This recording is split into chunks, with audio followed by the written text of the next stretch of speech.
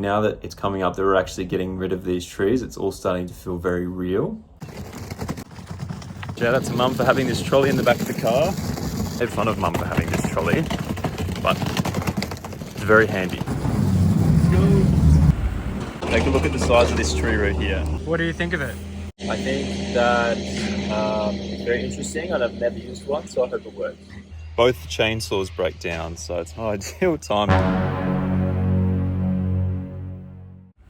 Thanks for tuning in to the latest episode of our quest to build an affordable home in Australia for under 150k on Russell Island in Queensland. If this is your first time watching our videos, we decided to purchase a block of land about a year ago because we were sick of the unaffordability of housing in Australia. Despite zero building experience, we're trying to build our own home and keep it on budget under 150k. So 2 weeks ago, we got our build approved. Finally, we got that letter from the certifier, and in 8 days' time, we will be heading up to clear all our trees on our block on Russell Island. And I'm starting to feel a bit nervous now because, I'm starting to think, okay, what happens if we, do something wrong when knocking the trees over? And now that it's coming up that we're actually getting rid of these trees, it's all starting to feel very real. But yeah, I'm sure it'll be fine. It's just a bit nerve-wracking. Okay, so I'm looking for a 30-meter measuring tape, but this is $30 and it's $15 at Bunnings, so I think I might just go to Bunnings for that one. Hey, so when you get off, I just picked up some stringline from Bunnings. Now we just need to get a level for it, and we've already got the laser level from Total Tools. okay, so we need the line marking spray. Okay, line marker. Okay, so gloves, line marker. Oh, and we need a level that sits on the builder's line. Right? Yes. Yeah. I might get this set. Yeah. What else was it we needed? So we need this 30-meter tape. Just sold out the cheap one that I wanted to get. Oh no, that's $60. Maybe we should have got the other one at Trade Tools. Once we had all our supplies, we met Beau's dad, Paul, and his brother Clay at the Redland Bay Ferry Terminal, where the trucks got loaded onto the 6 a.m. ferry. The trip on the vehicle ferry took just over an hour and cost us almost $1,200 return for both the truck and a ute. Both Paul and Clay drive trucks and excavators for a living, and they were nice enough to help us out this weekend to keep our costs low. When we arrived on site, we went and introduced ourselves to our new neighbours. Luckily, one of our neighbours is a wildlife rescuer and offered to help any injured animals that came as a result of knocking down these trees. It was very kind of them to offer their help, but luckily it wasn't needed. So the tree clearing is well underway, but we just noticed that there's a fire hydrant marked here. Well, Clay pointed it out, so we just want to make sure that doesn't run through the block or anything. But we did do a dial before you dig and nothing came up. It just said that there was some Telstra somewhere on the property and stuff like that, but yeah, the hydrant's a bit of a mystery, so I think we'll just stay well away from that. So the goal of today is to get rid of all of these trees behind me, and then tomorrow will just be the earthwork. So Clay's already on the excavator and he does a great job, so it should be pretty quick, but as you can see, we've got some very tall trees behind me, so hopefully it all goes well. We got a great system going, where as soon as Clay knocked over a few trees, we would all jump in with the chainsaws and chop them up into manageable pieces. But even with this, we were worried that time was slipping away from us. Maybe our goal of getting everything done in just 2 days was a bit too ambitious. What do you think of the soil? I wish it was sandier. It'd be easier to knock them over. Yeah. Your time's kind of getting away from us, right? Yeah, a little bit. Well, half are down now, or What's that? half the trees are down already, or? Yeah, I reckon so. Yeah, pretty good.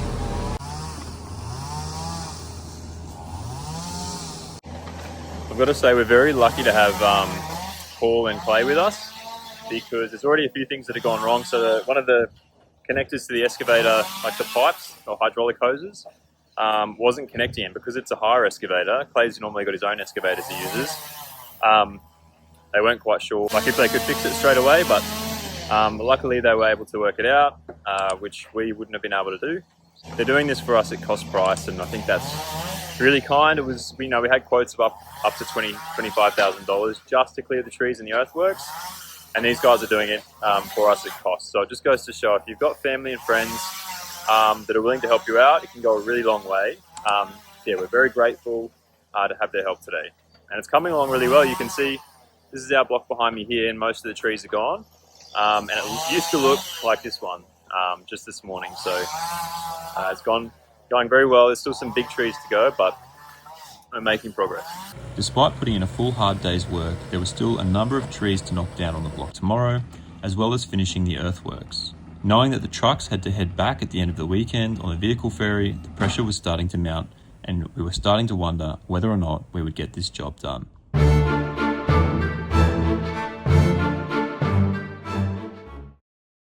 Day 2 started off really well, looking over the earthworks plans before jumping on the ferry and making it back to site bright and early.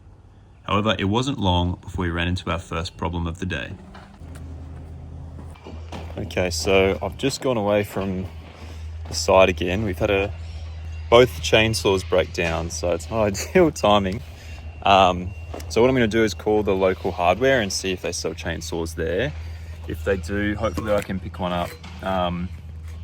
Let's see, but I'm going to give them a call now, see how much they are. If we can get one, that'd be great. But basically we've got a few really big trees down on the block. And unless we have the chainsaws, we can't cut them up. And if we can't cut them up, we can't move them. If we can't move them, we can't proceed with the rest of the earthworks. So let's see, I'll give them a call now. Hopefully we'll be lucky. There's only one hardware on the island. So let's see if they have a chainsaw, and hopefully it's not too much. We didn't really want to have to buy a chainsaw today, but if it holds up this work's costing us thousands of dollars, so it's worth buying an extra chainsaw. Let's see. Hi mate, I was just wondering if you sell chainsaws there at all. Yeah, chainsaws. And how much is that one? You've got one left? 215. Would you mind putting that one aside for me? All right, thank you so much. All right, thanks, bye. The last chainsaw they have in stock, so they're going to put it aside for us. It's $215, but if it means we can get the job done, it's worth it. So I'm going to go pick that one up now. When I get back, I have to finish doing up the plan for the earthworks. So we've got an engineered plan here. It just shows basically how the pad's going to be cut, where the residence is going to go and everything like that. But I need to be able to mark with like a line marking paint on the block where everything is, so that when Clay goes to do the earthworks, dig everything out, we're doing it exactly how it needs to be done. So I'm trying to make or get an understanding of that, and I've just sketched out on my little notepad here what I think needs to happen, but hopefully I'm right. Yeah, because if this is all ready to go, once the trees are gone, I can mark it out quickly, so it doesn't hold anything up, and we can get it done. The earthworks should be quicker than the trees, so that's a good thing. Okay, but yeah, I'm gonna go pick up that chainsaw now so we can keep moving, and hopefully we'll be done today. We were incredibly lucky that the only hardware on the island had one chainsaw left. So if you are building on an island or somewhere else remote, just be prepared that if things do break down, you might find it very hard to find replacements. We did feel bad about having to clear all these trees to make room for our home, but we did get this pass with council, who make sure there are no endangered species of trees located on your block when they approve the project. Take a look at the size of this tree root here. You can see how big obviously a 5-ton excavator is, but look how big the tree roots are. So Clay's doing a really good job trying to get that one out. We'll probably have to chop it up a bit with the chainsaw to fit it in the truck, let's see. Well, that's the last tree, we're done. When we went to dump the first load of timber at the tip, we were very surprised to find out we actually had to pay to drop the timber off. They don't normally charge you for dropping everything off if you're a resident of the island.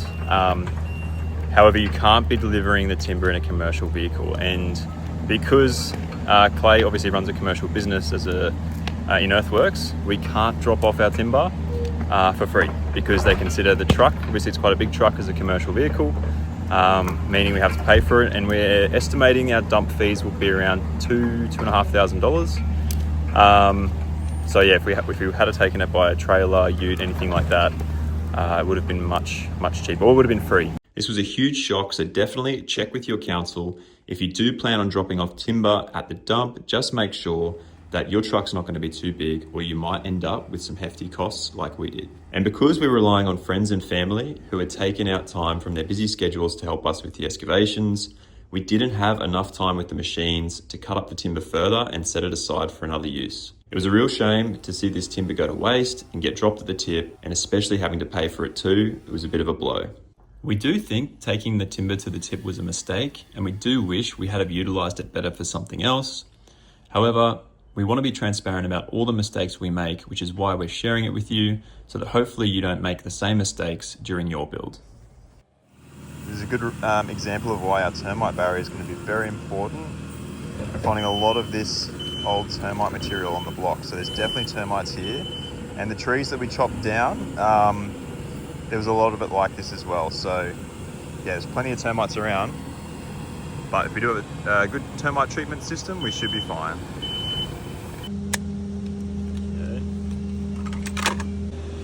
What do you think of it? I think that it's very interesting, and I've never used one, so I hope it works. So Bo's been pretty camera shy so far in these videos, but I told him that once we get on the block, he's not really going to be able to hide from the cameras easily. So let's go ask him what he's been up to, how it's all going. How's it going? Yeah, doing really well. Yeah. What are you up to? Just picking up all the debris here to add it to the fire that we missed yesterday. And my dad's just using the truck as a roller to flatten the block. And my brother Clay is in the skid steer just battering up the sides so that way the water runs off, so it's not going to interfere with that building. It's taken a lot longer than we expected due to the trees with the large stumps up to 3 metres in diameter. But we're hoping we can get it. Still, 2 days is good. We're happy with that. Great. It was super relieving to see the block finally take shape, and just with a few hours left in the day, we helped Clay level out the pad ready for the home to be built.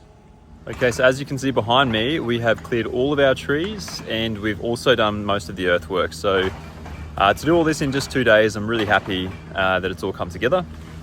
The next step will be, we'll come back tomorrow just to finish off the last of the earthworks, and then in a few weeks we're back to collect our kit and getting it delivered to the island. And after that, we have to drill all our holes for our piers, put the floor system in, then we'll be framing and doing everything else that's required. So very happy with how it's went. Yeah, very impressed. We've still got the fire going at the back, obviously still burning some of the smaller bits of timber, but definitely a win this weekend, and it's exciting to see everything shaping up. Okay, so now for the very important question of how much did this cost us? Well, because we were able to rely on Clay and Paul volunteering their labour for free over the weekend, Clay brought down his truck and skid steer, so we only had to hire a small excavator. The total cost came in at $1,200 return for the ferry, $750 for hiring the excavator, $500 in fuel, and $2,500 approximately in tip fees. So all in all, total costs came in at $4,950 for the weekend, which was a huge saving we're very grateful for, as the quotes we received were anywhere ranging from $12,000 to $25,000. And there is no way we could finish this video without giving a big shout out to Clay from Reese Excavations. He's been invaluable to us this weekend, helping us clear all the trees and do all the earthworks in just 2 days. He's based up in Bundaberg, but he does also travel for bigger jobs all through southeast Queensland.